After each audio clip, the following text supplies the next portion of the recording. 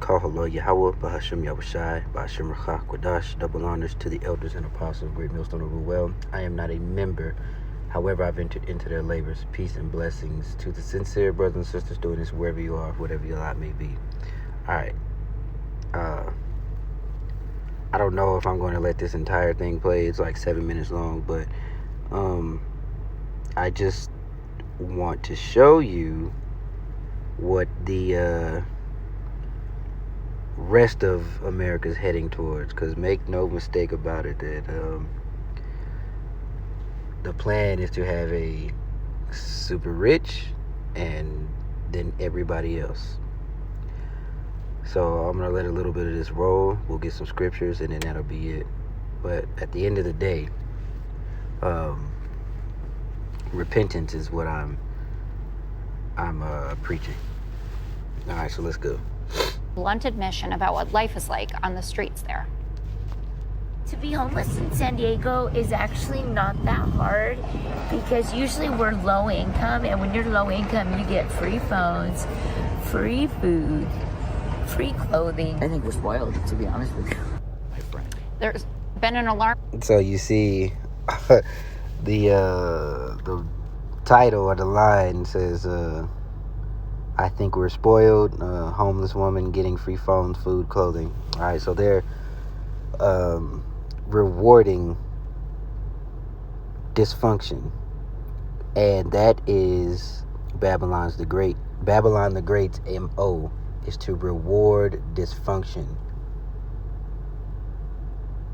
So if you are a tax-paying citizen, right, you can barely afford to buy decent food. You can barely afford to get food that isn't organic, let alone trying to, sort out what's what and wanting to get, maybe you thought, hey, let me get some organic strawberries, $9. But you see this, and those who are not in the know, those who do not understand what's coming for this place, right? Your average everyday American, this is infuriating. This breeds strife. This causes the Egyptian to come against the Egyptian. Now we'll scroll through some of these comments in a second. Surge in San Diego's homeless population. More than 2,000 people are living on the streets in tents and encampments, and it's gotten so bad that the city council there banned homeless encampments in public places. Dana. Gosh, how generous of them. San Diego, very near and dear to you. Peter and I lived in San Diego for 3 years. We did love our time there, and we have good friends from there, but I'm really glad we left because the citizens there, the taxpayers, have a terrible return on investment. And Blunt admission about what life is like on the streets there. To be homeless. I do wonder, in the Constitution, in the Declaration of Independence, it talks about the life, liberty, and the pursuit of happiness. Well, what happens to the citizens, the tax-paying citizens, about our pursuit of happiness? Had a situation today, all I was doing was walking to work, and this guy tries to run me off the sidewalk, yelling, no, no, no, with his big cart, and I just jumped out of the way, but I had to jump into the street where all those crazy bikers are. Right, so whatever. Authorities know who they are, and they're just throwing so much money at the problem. And I think that, especially, remember the money that de Blasio gave to his wife and was supposed to help solve the problem? As soon as they left, there was an audit done, and $850 million just went missing. Nobody has any idea where it went. So a lot of these homeless services that are getting a lot of money. All right, so I looked up the mayor of San Francisco, and it looks... She looks like a B-dub. And of course, California is a Democratic state. Not that any of that matters, but as you can see, the divide being broadcast, because Fox News is a conservative news station. Before we go on, what was I getting?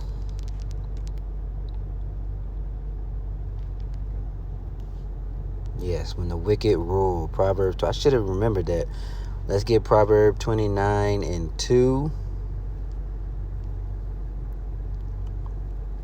I'm going too far. There we go.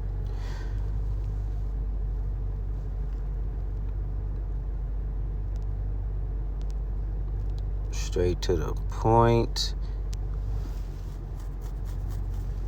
Proverbs 29:2. When the righteous are in authority, the people rejoice, but when the wicked beareth rule, the people mourn.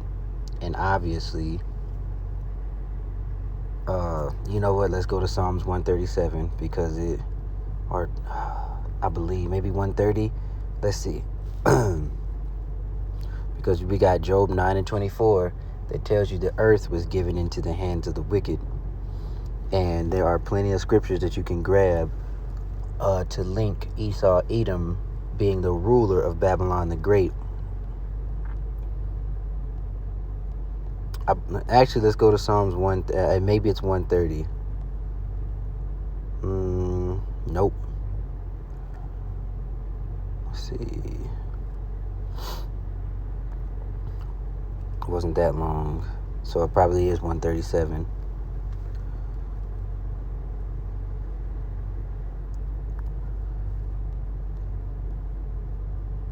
Okay, so yeah, 137 and 7. This is just one example of Babylon and Edom being linked together.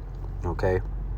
And if you need to find that, pray on it, look for it. And most of all, you can look up videos about Babylon and Edom if you just type in GMS and Babylon and Edom. I don't know, play with the wording. You find it, you make the notes, and commit that to your memory. Commit that to your spirit. Write down what you need to write down or whatever it is you need to do while you still can. So this is just one example. All right, so we're 137 and Psalms 137 and 7 on down. Remember, O Lord, the children of Edom in the day of Jerusalem, who said, race it, like, destroy it, finish them off. Because remember, they rejoiced at our falling. And I believe you can find that. Don't quote me, but I believe that you can find it in... I don't know. I'm not going to say it because I don't remember. But let me just continue reading. So let me not speak on that because I don't remember where to find it. And I don't remember what to type in to try and find it. Remember, O Lord, the children of Edom in the day of Jerusalem, who said, race it, even to the foundation thereof. O daughter of Babylon, who art to be destroyed, happy shall he be that rewardeth thee as thou hast served us. Happy shall he be that taketh and dasheth thy little ones against the stone. All right, so that's some payback for your ass. And then you can also go to Isaiah 13, and that kind of ties things in for you as well. I said I wasn't going to get another one, but it seems we need to. All right, burden of Babylon. And then it talks of, we're going to scroll down a little bit towards the bottom, because it says that it almost seems like he's talking about old Babylon, but it said the Lord will overthrow it as he did Sodom and Gomorrah. Okay, so let's read that in verse 19. And Babylon, the glory of kingdoms, the beauty of the Chaldees, excellency, shall be as when God overthrew Sodom and Gomorrah. It shall never be inhabited, neither shall it be dwelt in from generation to generation. And that's speaking of that nuclear destruction, because fire, that lake of fire that will rain down on this place. And if you do your research and you look and see what happened to old Babylon when it was taken over by the Medes, it was just that, taken over. The city was not harmed. It was not burned. But here, where dysfunction and disorder is paramount, that's where the fire is reserved for. Services that are getting a lot of money, more and more money. It's not working. The solution is in listening to the homeless, like the woman who says, we are spoiled, we need tough love, or we're never going to get off the street. Greg, what do you think? And that's the beauty of this truth that, you know what, because at the end of the day, the law, statutes, and commandments just need to be re-implemented in the entire earth. In its entirety.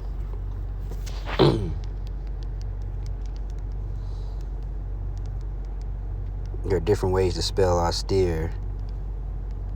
And that's the beauty of the Lord. He is merciful, but he's also austere. And you're going to have to show, you have to prove that you are worthy. But this devil does everything backwards. So the less you do, the more you get. or the more wicked you are, the more slothful and lazy, the more you get. Luke 19, around about the 20th verse, and this is the parable of the talents. Luke 19. Let's see. Then came first, saying, Lord, thy pound hath gained 10 pounds. I'm on 16. He said unto him, Well, thou good servant, because thou hast been faithful in very little, have thou authority over 10 cities. So as you see, the more you you do your work, and you get rewarded, and the reward is according to the output. Gosh, I couldn't think of what I was trying to say. All right, the second came, saying, Lord, thy pound hath gained 5 pounds. And he said likewise to him, Be thou also over 5 cities. All right, and another came, saying, Lord, behold, here is thy pound, which I have kept laid up in a napkin. For I feared thee, because thou art an austere man. Thou takest up what thou layest not down, and reapest that thou didst not sow. Okay, so we understand that parable is also speaking on the Lord, how he is austere, yet he is merciful, and he loves those that love him. How do you love him? You get up under that vibration. You follow the law, statutes, and commandments, and you behave by faith, because you know, if you have read through these precepts, and you understand what is expected of you, you will do them, because you have faith that now that you know, had you not do them, your ass is grass, and it's only a matter of time.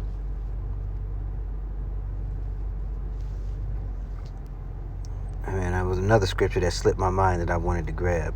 Damn,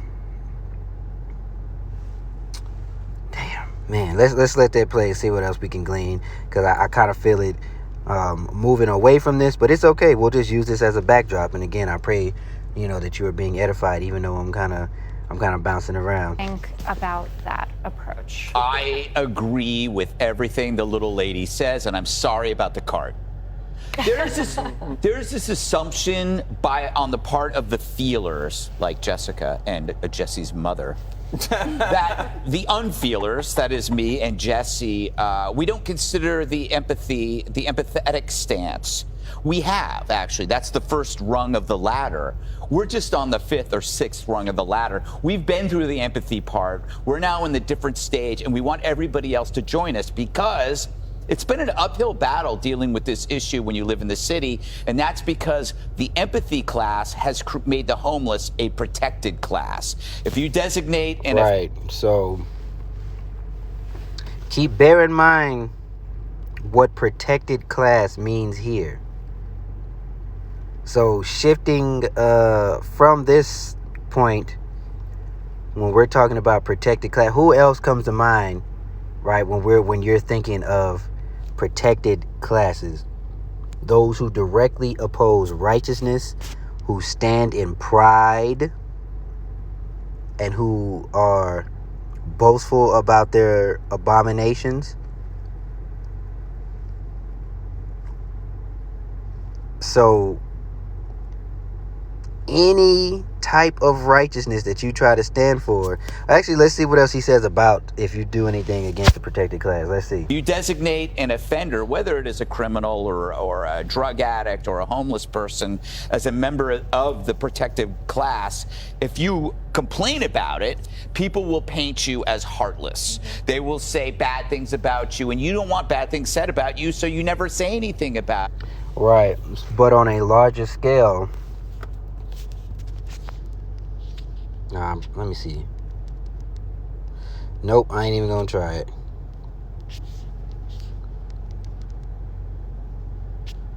Offender for a word. Isaiah 29:21. So on a larger scale, I was thinking about what I was trying to get before I got it. Not only do he said paint you in a bad light, it's also a dehumanization tactic on a larger scale. So say you who are trying to live righteously does not bow to certain things, or do not, or is not okay with certain things, and you say, hey, I'm not good with it, I don't want to do it, the first thing that you do is you dehumanize a group of people. And after you get the folks on board with the dehumanization, then you can justify doing whatever to them that you want to do. So you make sense of that, what I just said, because I'm not going to go in any other detail. Just know what I'm saying when I say it. Isaiah 29 and 21, especially here up top. We're going to get, let me see. Should I grow up? Let's see. The meek also shall increase their joy in the Lord, and the poor among the men shall receive joy in the Holy One of Israel. All right, that's 19. We'll just read through it because the point's in 21. So we'll read 20 and then down to 21. For the terrible one is brought to naught, and the scorner is consumed, and all that watch for iniquity are cut off. That make a man an offender for a word, and lay a snare for him that reproveth in the gate, and turn aside the just for a thing of naught. All right, so anything, again, I said it before, any type of righteousness, anything that has to do with order, respect, and decency, anything right, and when I say right leaning, I don't mean politically, I mean spiritually right leaning, morally and spiritually right leaning, and as far right as you can go is being biblically sound. So anything that leads to righteousness, this devil does the opposite. And as you can see, all these tent cities in San Diego, you also have Portland, that's like that. Okay, and then they dump billions of dollars into these poor, into this homeless people campaign, quote unquote, and these devils go and they steal the money. They only do a little bit and they steal the money. But this view you see of folks being on the street and okay with being on the street, and the more drugs is more crime. The higher the drug, or the easily accessible the drug is, the higher the crime. So crime rate is high in that area. That's what's coming for the rest of this country. Very, very soon. And I ain't gonna say in the midst of the downfall that every single city is gonna be like this, but at some point, once this place is about to completely crumble, the majority of the country will look like this.